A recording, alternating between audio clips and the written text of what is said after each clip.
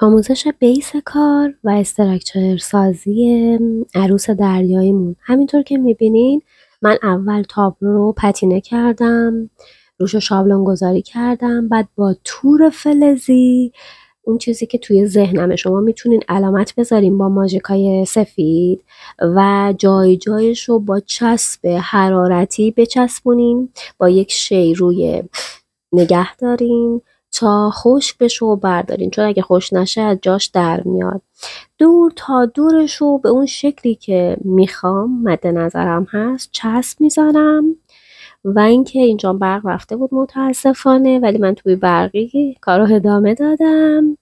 بعد از اینکه دورش رو چسب زدم با بتونه درزگیر یا بتونه اکریلیک یا باند گچی کل کار رو میپوشونم. بعد اینکه کار تموم شد به این حالتی که میبینین در میاد، میذارم 24 ساعت خشک بشه.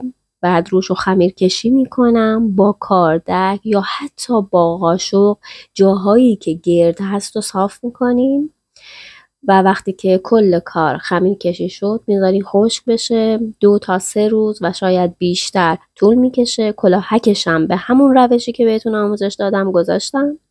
این کار خوش شده. پتینه و رنگ کردنش رو حتما براتون میذارم.